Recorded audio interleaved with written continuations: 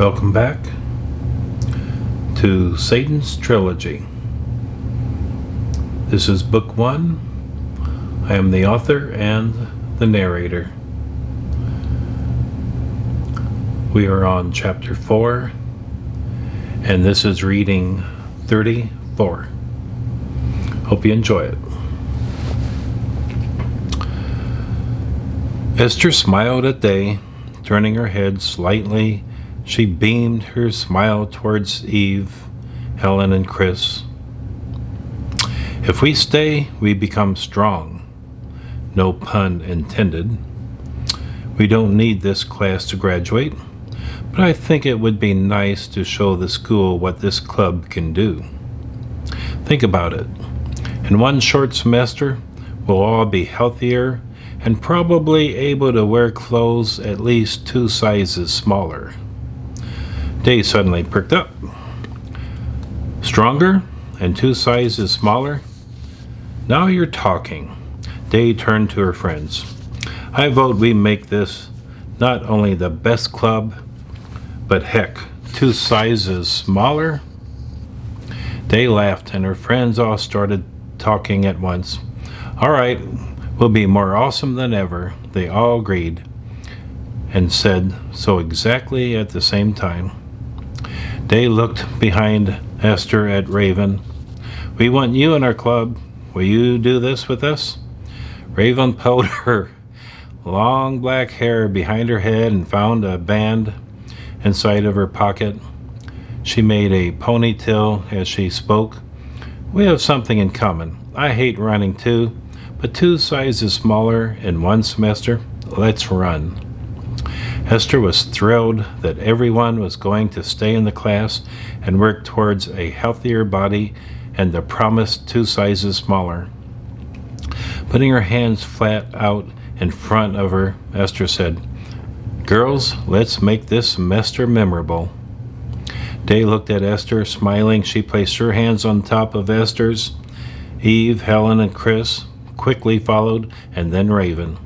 Esther looked at everyone as if they were in a quarterback's huddle and said, "On count of 3, let's say number 1 just for fun." Then Esther yelled, 1, 2, 3, and everyone felt silly and thrilled at the same time. They all yelled, "Number 1 just for fun." Miss Strong had been patient and waited while the girls had their discussion.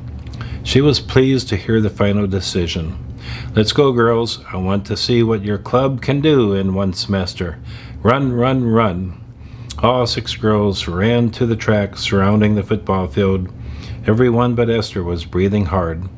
The rest of the class had already dispersed themselves around the entire track, with only a few girls working on their second lap. Esther knew that this would not be easy for anyone, but she wanted her friends to succeed, and so started to offer encouragement and advice. "The class is half over.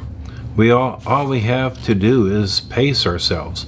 A slow, steady pace will work for us." Raven and Day, along with Eve, Helen, and Chris, all ran in a tight group, with Esther close behind, offering encouragement. "This will be 1 day down and less than a semester to go," Esther loudly spoke to her friends. "Breathe through your nose," Esther suggested to them. The 6 girls started to pass a few runners, and while many had stopped to walk the track, Esther wouldn't let her friends quit. "Just keep the pace," Esther encouraged as they rounded the track for the 4th lap. Having passed at least 60% of the class, Miss Strong blew her whistle and started yelling. "That was good, very good for the first day. Now go shower and dress. You have 18 minutes before the class ends." As Day and friends slowly jogged off the track towards the school, Miss Strong yelled out, "Hey, Gothic girls, you were awesome today." They all heard it and felt a bit of pride. Esther cheered them on. "Did you hear that? Miss Strong noticed all of you and liked what she saw. That's 1 day down. We're going to do this." Esther was so elated about her friends having not stopped on the track, she was certain that each of them could finish the semester and perhaps learn something about themselves. Perhaps finding a new strength in being a woman.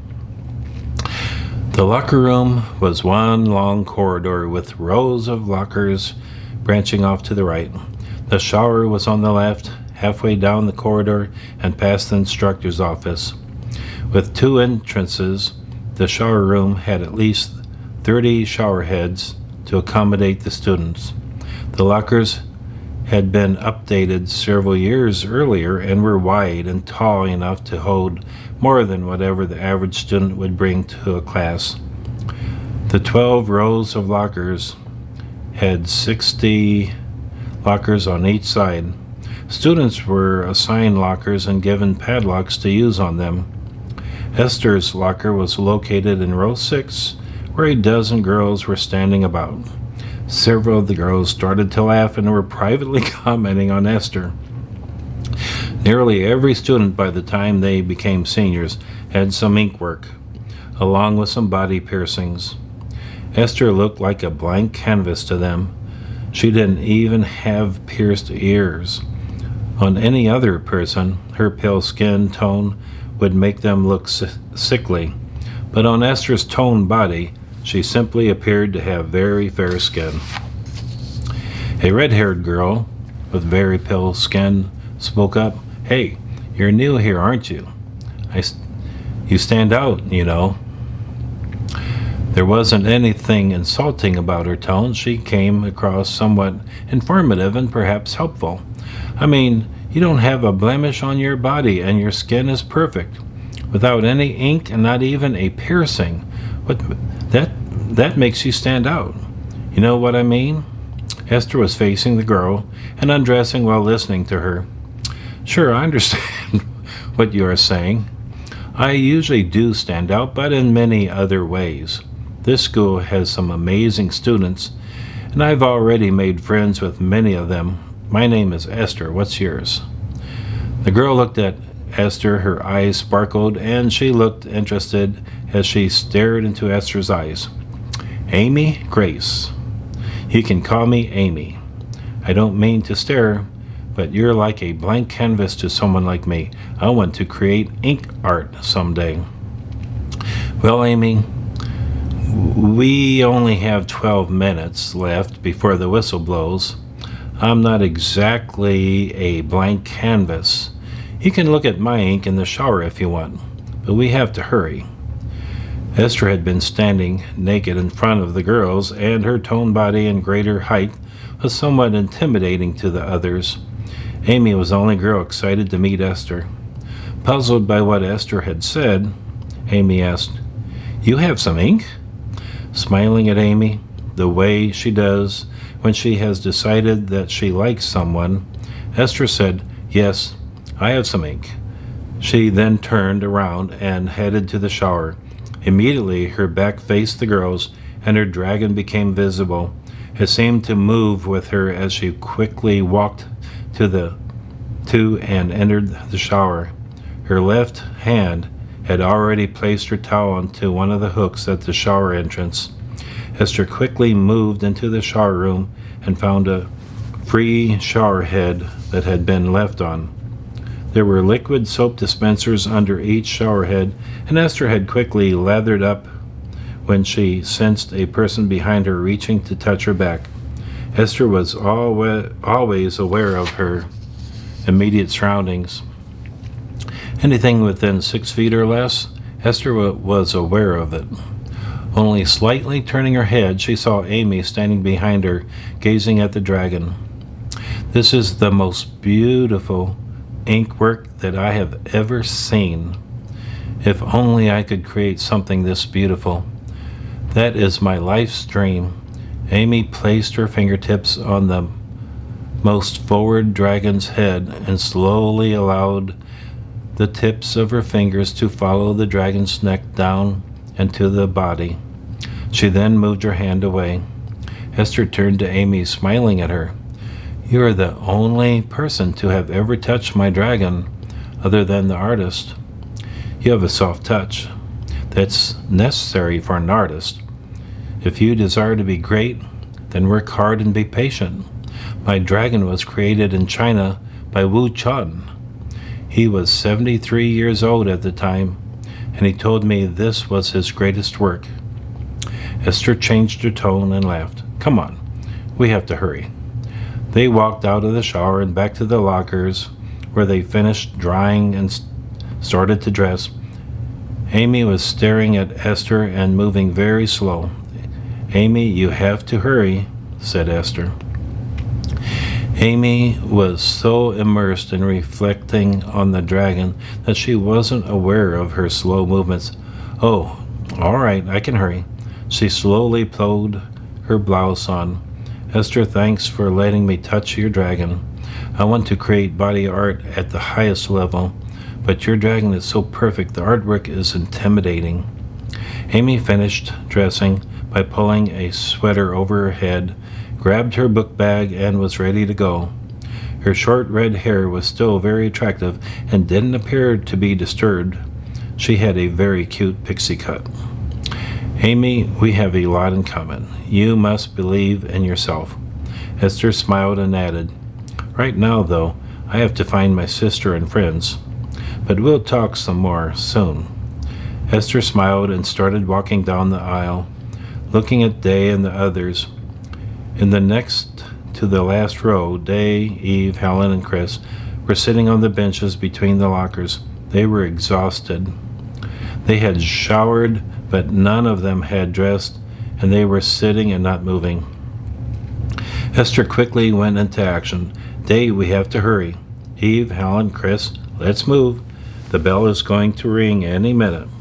Reaching into her bag, Esther pulled out some lifesavers, broke them open, and put one into each girl's mouth. Helping as best she could, Esther pulled their clothes on them, and as the W.O.W. green lifesaver helped to bring them back to life, each girl started to move slightly quicker. Realizing that Raven was missing, Esther looked down the last row of lockers and found Raven pulling up her knee-high socks. Raven, you are doing wonderful. You are almost dressed. Esther placed a W.O.W. green lifesaver into her mouth and didn't meet any resistance. Helping with her shoes, Esther pulled Raven's last boot on and grabbed her bag. Come on, Day and everyone is over here. Esther pulled Raven out into the main aisle and back into the row of lockers where the others were. Raven was tired, but seemed to have more strength than the others.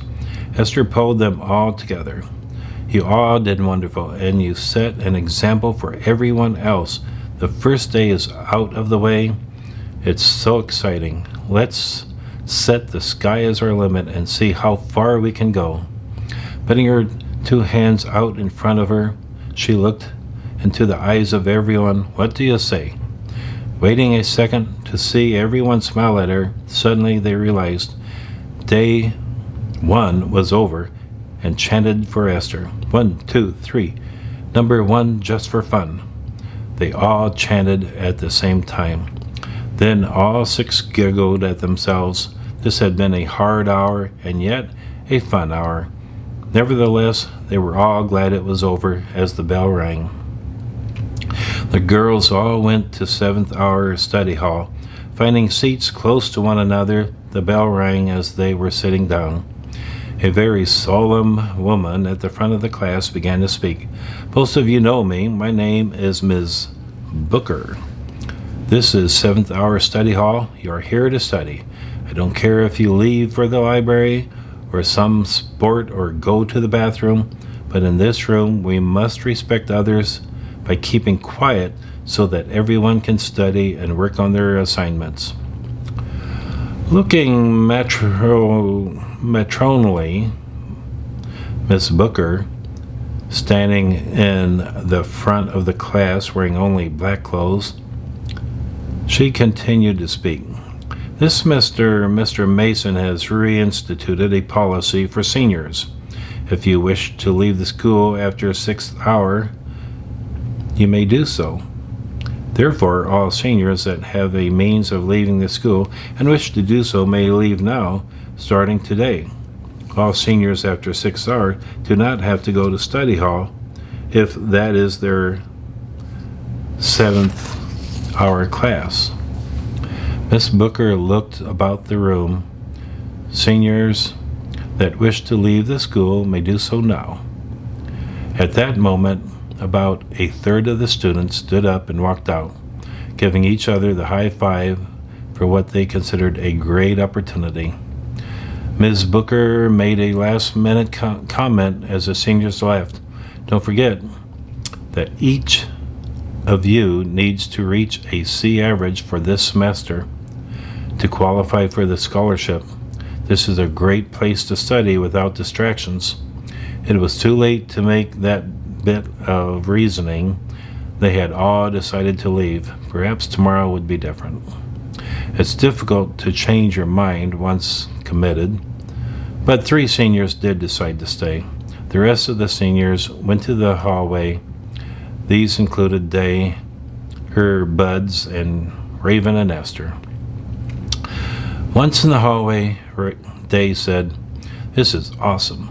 Let's go to Noah's Diner now and talk." Everyone was thrilled.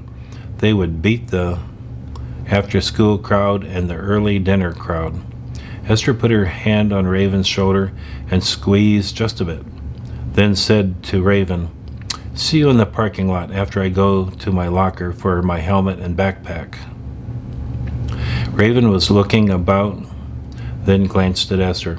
"I'll go for my jacket and meet you at the parking lot in a few minutes." I think we'll stop there. That was reading 34. Hope you enjoyed it.